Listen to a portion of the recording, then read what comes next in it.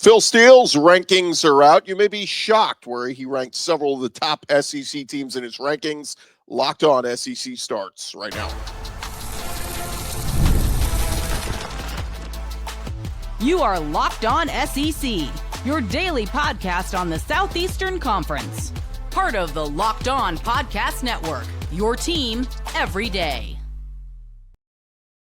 And what's up, everybody? Welcome into Locked On SEC. It's great to have you guys along. I'm Chris Gordy. Thanks for making Locked On SEC your first listen every day. Shout out to our everydayers. We're free and available wherever you get your podcasts and on YouTube. Part of the Locked On Podcast Network, covering your team every day.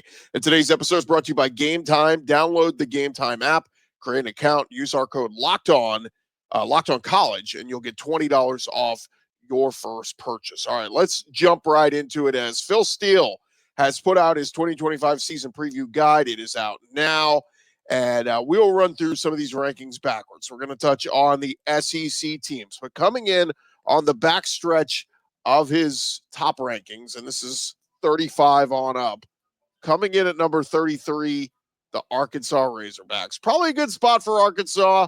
Taylor Green is back. Bobby Petrino's back as OC. Sam Pittman, a lot of people wondering how much longer does he want to do this, but Hogs were decent at times last year. If they cut out the turnovers, costly errors, they could be a pretty good ball club next year. But what's the ceiling? 7-5, maybe 8 wins. That's where I think a lot of people kind of look at it and go, all right, 33 is probably a good spot for Arkansas. But again, if Taylor Green's awesome and Bobby Petrino's calling the plays and, it's a high-flying offense and the defense could get some stops, force some turnovers, Arkansas could be pretty good. So it's a good spot. Probably the most shocking, or one of the more shocking rankings here from Phil Steele. He's got South Carolina coming in at number 27. And that just feels really low with all the hype that South Carolina's been getting this offseason. With Lenora Sellers at quarterback, there was just a piece in The Athletic yesterday about Lenora Sellers and how, he turned down an $8 million NIL deal from another school to stay at South Carolina. His dad shared that story. So, look, a lot of people have high expectations for what South Carolina can be this year with Shane Beamer and company. So that is a little wild to see South Carolina ranked number 27 in Phil Steele's rankings. Again, you can check them out at philsteele.com. Then we get into the top 25. And again, wild that he doesn't have South Carolina in his top 25. But coming in at number 24, it is Auburn. And that is where a lot of people are looking at the addition of Jackson Arnold through the transfer portal, former 5-star quarterback, with all those big-time weapons, Cam Coleman and Perry Thompson, the big freshman from last year. And then you go and add Eric Singleton from the portal from Georgia Tech. Yeah, there's a bevy of offensive weapons all over for Auburn. Now it's time for Hugh Freeze to put it to work. But Auburn, sitting there as a top 25 team, coming in at number 24 in Phil Steele's rankings. And that feels about a good spot. Again, if you're optimistic, half glass full, half glass empty, however you want to view Auburn, probably a good spot there. Coming in at number 22, and this would seem low to a lot of people, the Ole Miss Rebels. He has got Ole Miss at 22. And look, they lost a lot. It wasn't just Jackson Dart being a first-round pick and all the big pieces they had there. I mean, Walter Nolan, Princely Amonmiela. I mean, the list goes on and on and on of all the pieces that Ole Miss lost, and you got to replace those. And as high as some people are on Austin Simmons, hey, he's going to be great at quarterback. Lane Kiffin's always going to throw for a ton of yards. Great, but we got to see it first. And it's hard to keep repeating these, 10-win type seasons that Lane Kiffin's been having at Ole Miss. Eventually, it feels like they're going to hit a down year or transition year, right? Where you work in new pieces. So I get where Phil Steele's coming from there, probably due to mostly because of the roster turnover for Ole Miss. But again, feels weird to say Ole Miss is not a top 20 team. Feels like they should be.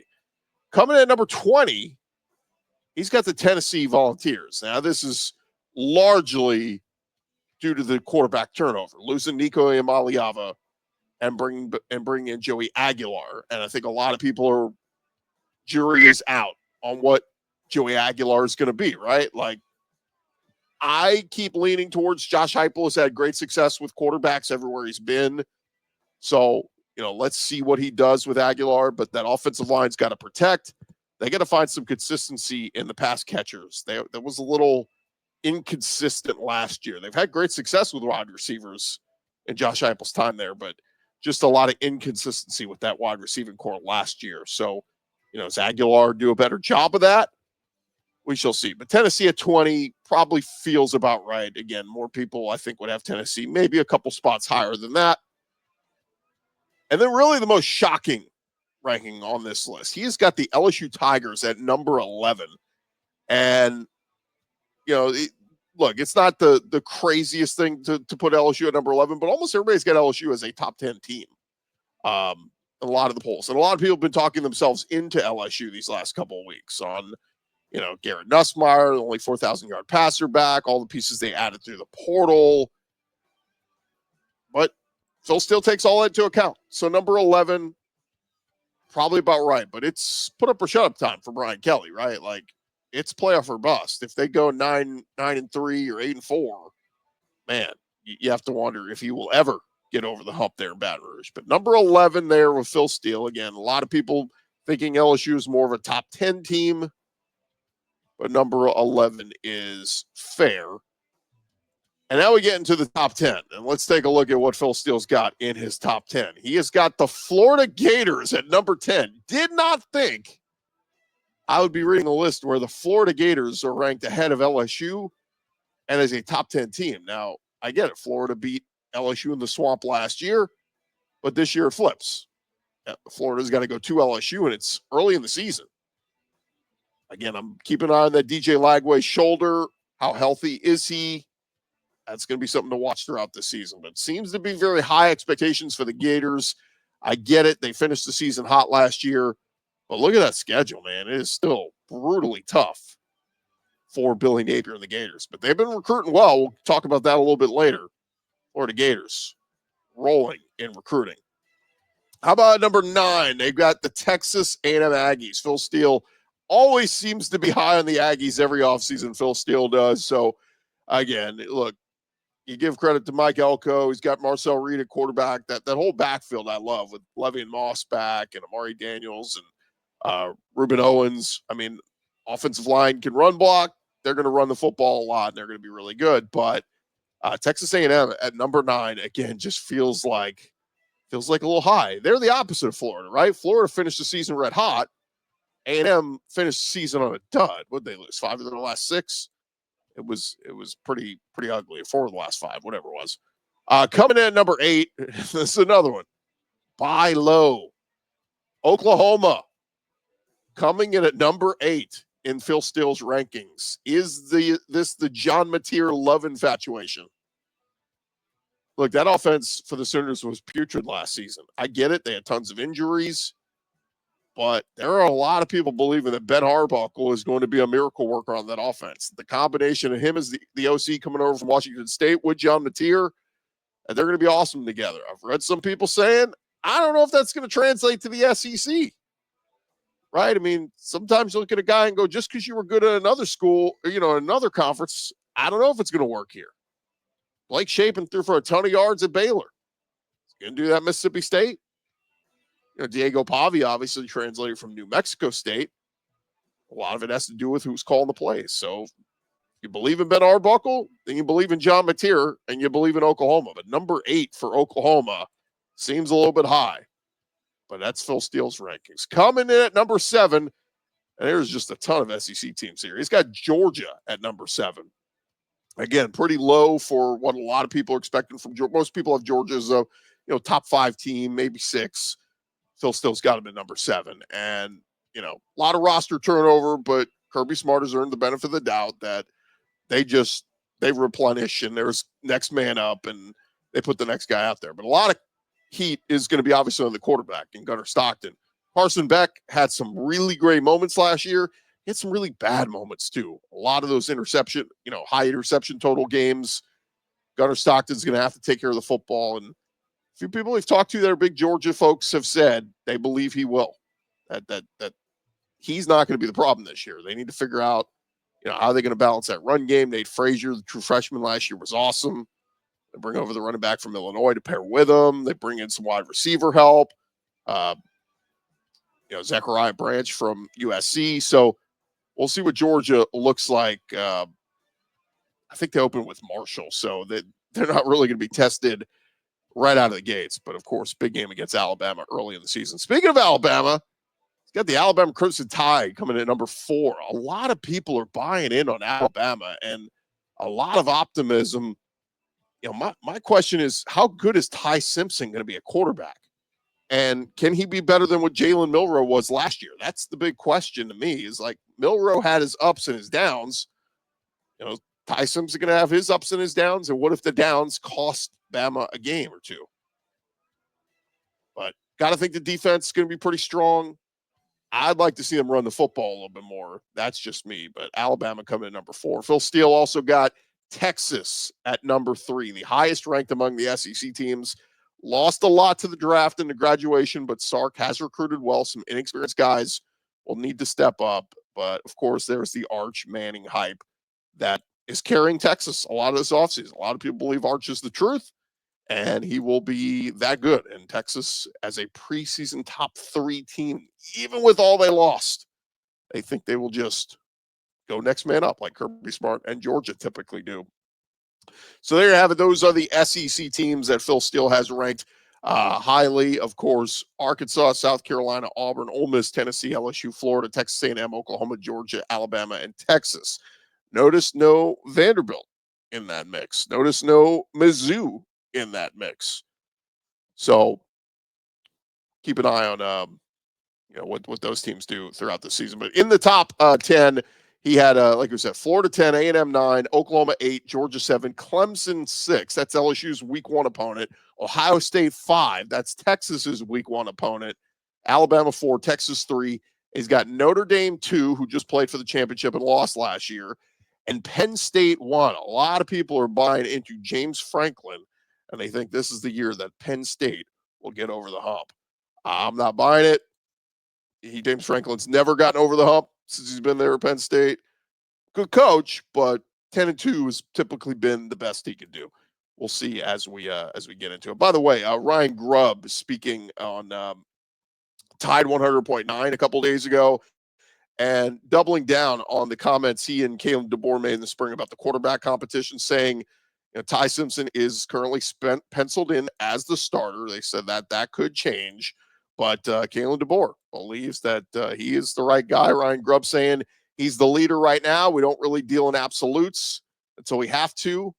But Ty Simpson still in the driver's seat for that starting job at Alabama. So certainly something we'll keep an eye on. All right, coming up next, we will switch gears, talk a little bit on the baseball side of things. Had some big showings yesterday out in Omaha. Thanks again for making Locked On SEC your first listen every day.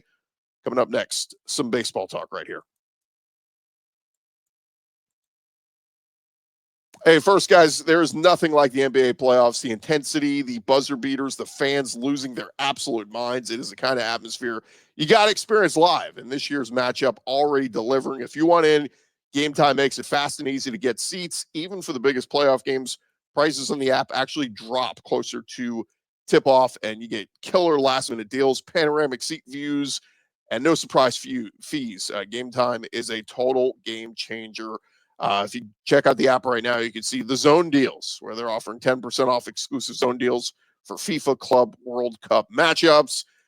Again, the app is ridiculously easy to use. 2 taps and you're done, and you've got your tickets. Take the guesswork out of buying tickets with Game Time. Download the Game Time app today. Create an account.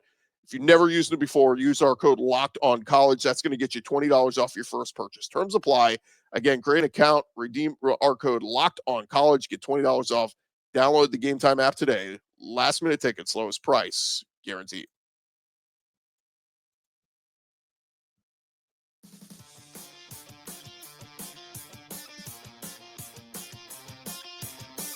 All right, rolling along here, Locked On SEC, part of the Locked On Podcast Network, covering your team every day. We're going to switch gears, talk a little baseball. We didn't get to talk about it yesterday, but LSU taking care of business against Arkansas on Saturday night in Omaha, and so LSU went into the driver's seat. Arkansas went into an elimination game, and they named Gage Wood, their number 2 starting pitcher, was to be the starter yesterday in Omaha against Murray State. And Gage Wood, man, absolutely phenomenal stuff from that kid as he throws a no-hitter in the College World Series. Gage Wood throws the 3rd no-hitter in College World Series history with 19 strikeouts. First no-hitter in Omaha since 1960. Gage Wood, projected to be a first-round pick in next month's draft, was an 8th inning hit by a pitch away from a perfect game. After the game, he was interviewed. He said, what's his thoughts? He said, I shouldn't have hit the guy. That's what he's thinking. So celebrating the no-hitter, he was thinking about the perfect game. But the first no-hitter in the College World Series since 1960. That's 65 years ago. And for the 3rd time in NCAA baseball men's College World Series history, there was a no-hitter as Arkansas beat Murray State 3-0. Wood striking out 19, came with some drama in the 9th.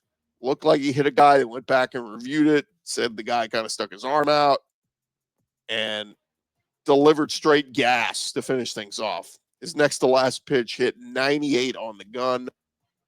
And the best part about this for Arkansas is the no-hitter not only keeps them alive, but it saves all their arms. Again, 19 strikeout no-hitter in a game where his team's season was on the line.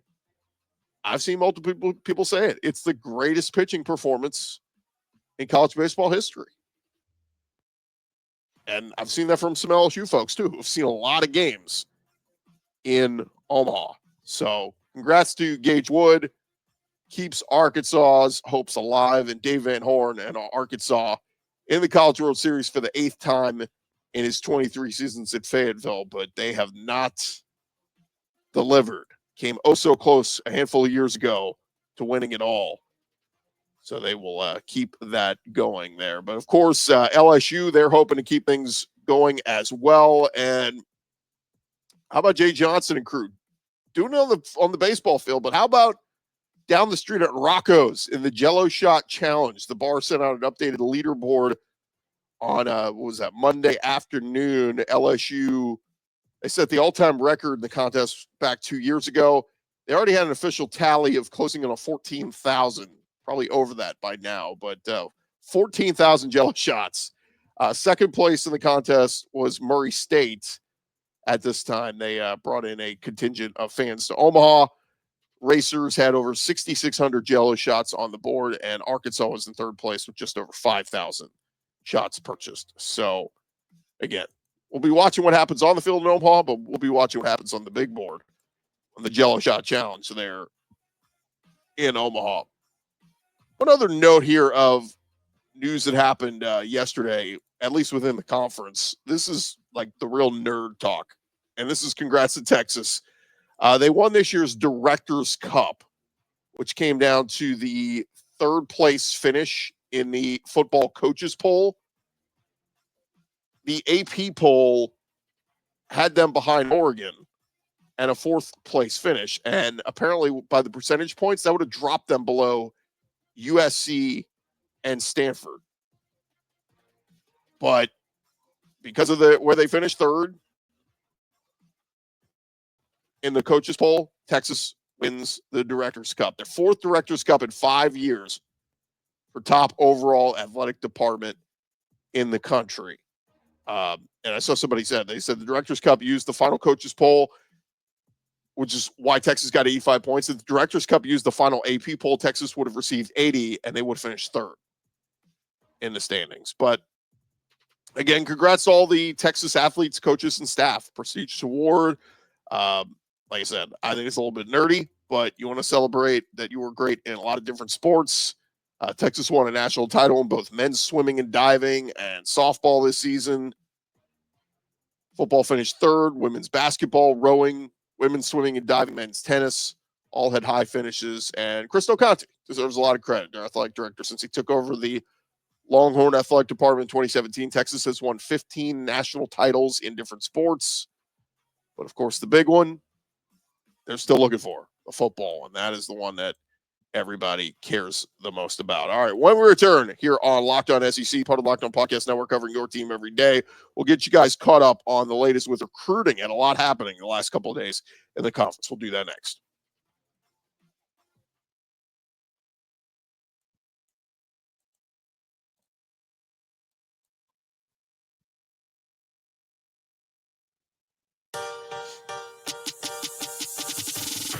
All right, roll along here, Locked On SEC, part of the Locked On Podcast Network, covering your team every day. And we got some recruiting news we need to jump into around the conference. So let's dive into it, and we'll start over in Gainesville. Billy Napier been on a freaking heater with his team as the Florida Gators. First, they started adding running back depth in their class of 2026, picking up running back Carson Baker, 6'2", 200 pounds. He signed with or agreed to commit to Florida on Friday night. Chose Florida over South Carolina. Then on Saturday morning, the Gators landed a 4-star wide receiver commit in Marquez Daniel, number 178 overall player, number 25 wide receiver in the country. Gators also picked up a commitment over the weekend from 4-star D lineman Jarellin McCoy. Mississippi native chose Florida over Texas and LSU. He's the number 121 overall player, number 16 defensive lineman in the country. Then on Monday, they added some offensive line help. They got the commitment from offensive lineman Javari Lucas, a very large offensive tackle, 6'5", over 300 pounds, out of Belglade, Florida. He's rated a 3-star according to the 24/7 sports rankings. He rates as the 97th overall offensive tackle prospect in the country.